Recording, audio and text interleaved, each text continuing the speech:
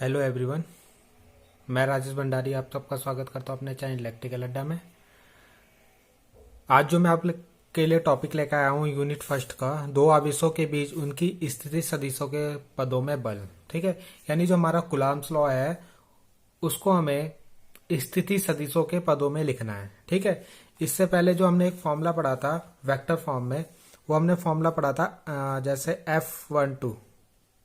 ठीक है, 1 2 ले लो या F21 ले लो। ठीक है,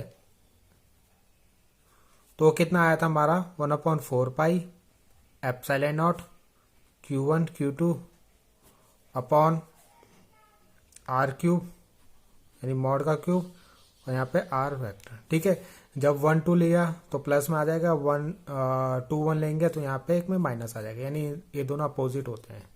ठीक है, तो इसी फॉर्मूले को हमें स्थिति सदिश के रूप में लिखना है, यानी जो चार्ज है इनकी ओरिजिन से कितनी डिस्टेंस है, यानी कितनी क्या है उनकी स्थिति है, उसके पदों में इसको लिखना है। ठीक है, तो इसको हम सबसे पहले हम इसके लिए एक डायग्राम बनाते हैं। ठीक है, यानी एक्स वाई प्लेन बनाते हैं, उसमें हम दो चार्ज लेते हैं। सपोज ये Q1 है, ये Q2 है, इसको Q1 ले लेते हैं, इसको Q2 ले लेते हैं। ठीक है, इस Q1 की जो है ये ओरिजिन है, यानी मूल बिंदु है आपका। ठीक है, मूल बिंदु किसे बोलते हैं, जहां से हम कोई भी दूरी को मापते हैं। जैसे आपको मान लो कोई आपको स्केल ही समझ लो। ठीक है, स्केल आपका 0 है तो मूल बिंदु हो गया आपका। ठीक है, तो यहां से आप डिस्टेंस मेजर करते हो, जितना भी आप जा रहे हो उतना डिस्टेंस आप मेजर कर लेते हो। तो इसकी सपोज स्थिति यहां से है R1। ठीक है, वेक्टर, ये एरो इधर को बना लो, और इसकी स्थिति जो है R2। ठीक है, किसी की भी स्थिति को दिखाने के लिए हमारे पास दो पॉइंट होने चाहिए, तो एक पॉइंट ये हो गया, एक पॉइंट, तो ये R2, इसका एरो भी इधर है। अब ये A पॉइंट ले लेते हैं, इसको B पॉइंट ले लेते हैं। अगर मान लो B की स्थिति A के सापेक्ष ही होगी, तो अब हम इसका एरो इधर की साइड बना लेते हैं ऐसे। ठीक है, B की स्थिति निकाल रहे हैं तो इसलिए एरो इस साइड, तो ये हो जाएगा आपका R21 वेक्टर। ठीक, सपोज A की स्थिति पूछता B के सापेक्ष, तो आपको इस तरीके से एरो बनाना पड़ता। ठीक है, R12 वेक्टर। ठीक है, अब A जो B पे फोर्स लगाएगा वो इस तरफ जाएगा, F21। ठीक है, 1 2 पे फोर्स लगा रहा है तो F21, और ये जो फोर्स लगाएगा F12 वेक्टर। तो हमें ये दोनों फोर्स ही निकालना है इन टर्म्स ऑफ, यानी स्थिति सदिशों के रूप में। ठीक है, तो इतना समझ में आ गया।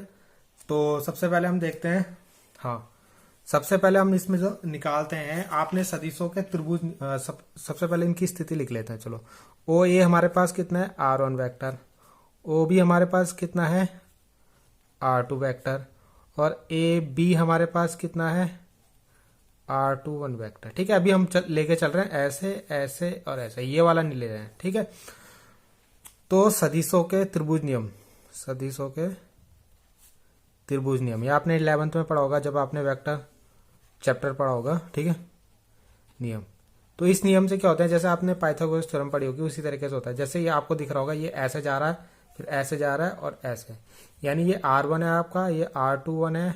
ठीक है, तो ये जो है R2, तो R2 जो होगा, देखो ये एरो ऐसे जा रहा फिर ऐसे जा रहा, यानी R2 जो होगा, R2 वेक्टर, ये R1 vector plus R21 vector के सम के बराबर होगा। ठीक है, अगर मैं यहां से R21 की वैल्यू निकालनी तो इसको इधर ले आना पड़ेगा, यानी R2 vector minus R1 vector equal to R21 vector. ठीक है, इसे इक्वेशन 1। तो R21 कितना आ गया आपका, R2 माइनस R1। ठीक, सबसे पहले हम ये वाला फोर्स निकालते हैं कि Q2 पर बल Q1 के कारण। ठीक है, तो हमें इस पे फोर्स निकालना है इसके कारण, तो यहां पे निकालते हैं F21 वेक्टर। ठीक है, तो फॉर्मूला लग जाएगा आपका यही, Q1 Q2।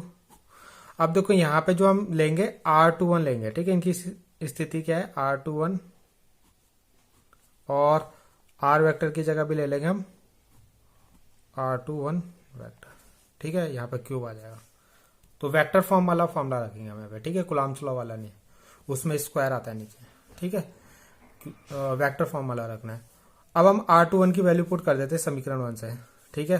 तो ये फॉर्मूला क्या बन जाएगा, F21 वेक्टर इक्वल टू हो जाएगा 1/4 pi epsilon not Q1 Q2 upon R21 की वैल्यू कितनी है, यह है आपकी R2 vector minus R1 vector, ठीक है, और ये R21 यहाँ पे भी लिख देंगे R2 vector minus R1 vector, ठीक है, इसे इक्वेशन 2 बना देंगे, ठीक है। अब 1-2 वाला फोर्स निकालते हैं, ठीक है, Q2, तो यहाँ पे निकालेंगे Q1 पर, इसको थोड़ा सा पर कर देते हैं, Q1 पर बल Q2 के कारण, ठीक है, तो यहाँ पे F12 निकालेंगे। तो ये वाला फॉर्मूला लग जाएगा इसमें भी Q1 Q2 अपॉन, यहां पे आपका चेंज लगेगा। अब हम जो डिस्टेंस लेंगे ना, ये वाली ले लेंगे इसकी 1-2 वाली, ठीक है, तो ये वाली वैल्यू रख देते हैं। तो यहां पे क्या आ जाएगा, ये हो जाएगा,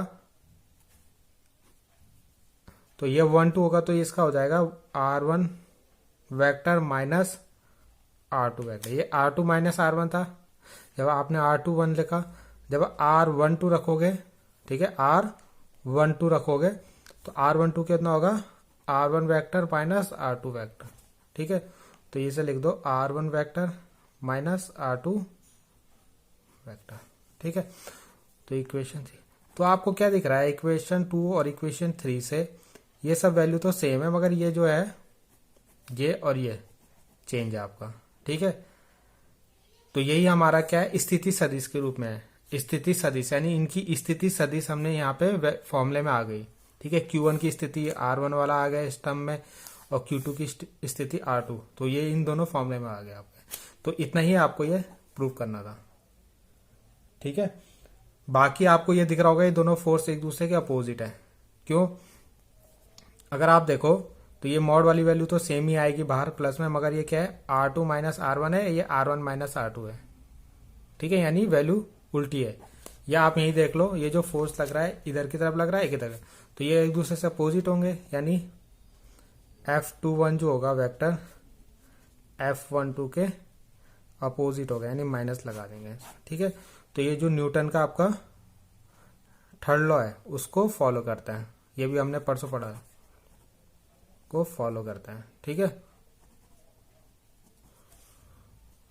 तो ये आपका किसके रूप में आ गया, आपका सदिश, स्थिति सदिश के रूप में, R2 आ गया, R1 आ गया, R2 आ गया, R1 आ गया, R2 R1 माइनस R2, ठीक है, ये तो स्थिति सदिश के पदों में आ गया आपका, ठीक। तो इतना ही हमें इसको करना था, तो आई होप आपको समझ में आया होगा। Thank you.